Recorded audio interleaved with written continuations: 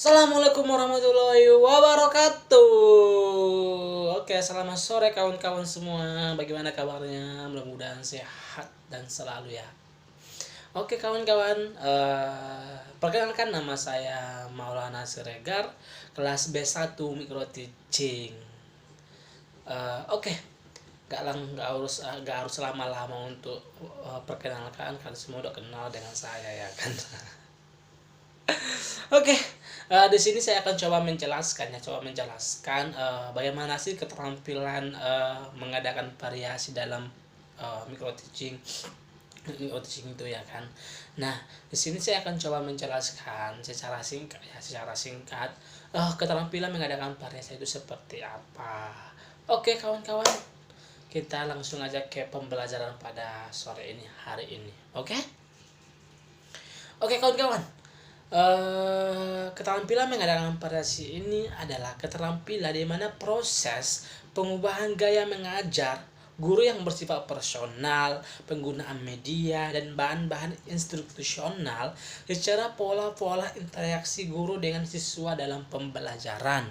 Nah, salah satu fungsi dari keterampilan mengadakan variasi ini adalah bahwa pembelajaran itu akan mengurangi atau menghilangkan kebosanan atau kejenuhan siswa dalam mengikuti kegiatan belajar mengajar dengan maksud agar siswa senantiasa lebih bersemangat, tekun, antusias dan berpartisipasi penuh dalam setiap kegiatan yang dilaksanakan.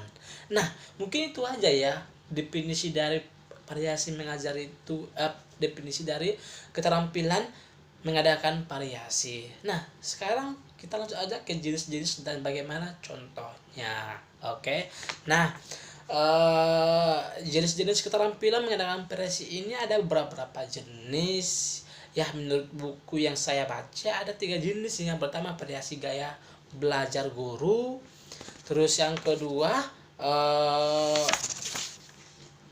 variasi dalam menggunakan media dan alat pembelajaran, dan ketiga variasi pola interaksi dan kegiatan murid. Namun yang pertama yaitu variasi dalam gaya mengajar itu banyak poin-poinnya yang harus kita ikuti. Oke, poin-poin apa aja sih? Yang pertama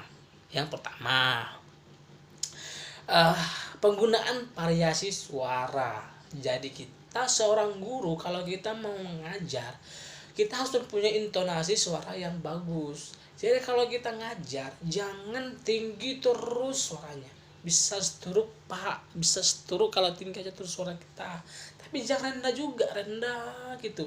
Orang kan ngantuk kalau kita rendah aja suara kita.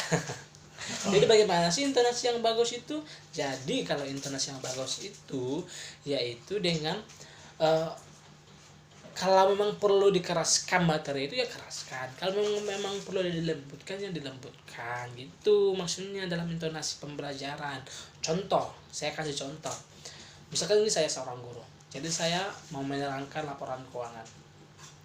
Oke anak-anak, sekarang pembelajaran kita adalah laporan keuangan.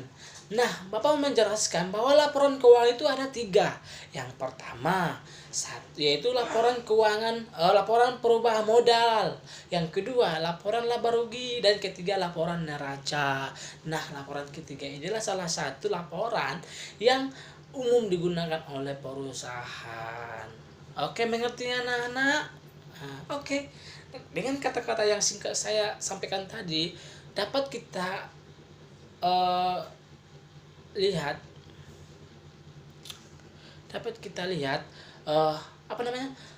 intonasi yang saya gunakan itu nampak jelas, baik kadang saya naikkan, kadang saya bawakan. Oke, paham sampai di situ? Yang kedua, pemusat perhatian. Jadi pemusat perhatian ini adalah misalnya dengan kalimat perhatikan ini baik-baik atau nak, itu penting sekali untuk memerhatikan dengan baik. Ini agar sukar dipahami, pemusat perhatian ini dapat digunakan macam.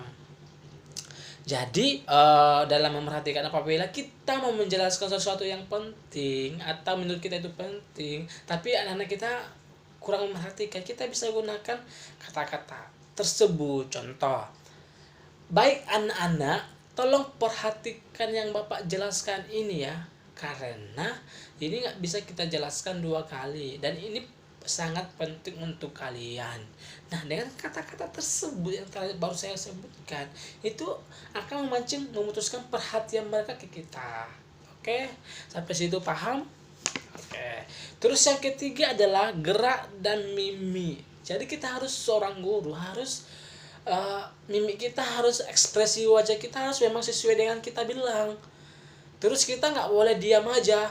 Kita harus ke bangku belakang, ke kanan, ke apa. Terus wajah kita juga harus jangan ketus-ketus sekali kalau memang pembicaraannya lagi apa, ya udah kita jangan ketus-ketus gitu kan, karena yang buat orang takut.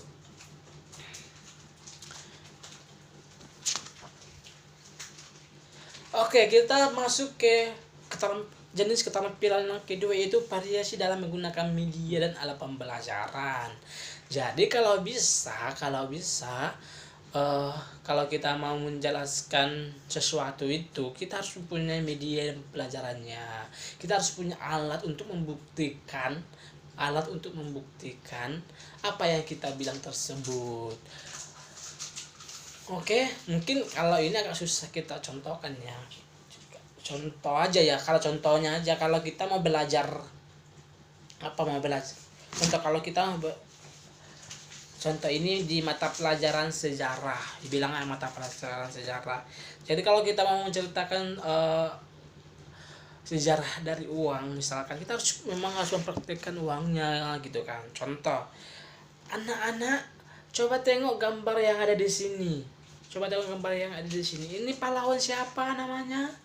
Pahlawan ini, Bu. Nah, mereka langsung menangkap karena kita langsung punya buktinya. Nah, itulah salah satu fungsi dari keterampilan yang tadi, media menggunakan media dan alat bahan ajar yang bagus. Oke. Yang ketiga yaitu variasi pola interaksi dan kegiatan murid. Variasi semacam ini menyangkut perubahan pola dan tingkat interaksi antara guru dengan murid. Pola interaksi guru dengan murid dalam kegiatan belajar mengajar sangat beraneka ragam corak, tergantungnya kepada keterampilan guru mengolah keterampilan mengajarnya. Oke kawan-kawan, mungkin sekian dari saya. Mohon maaf apabila banyak kekurangan, karena memang keadaan saya lagi kurang sehat.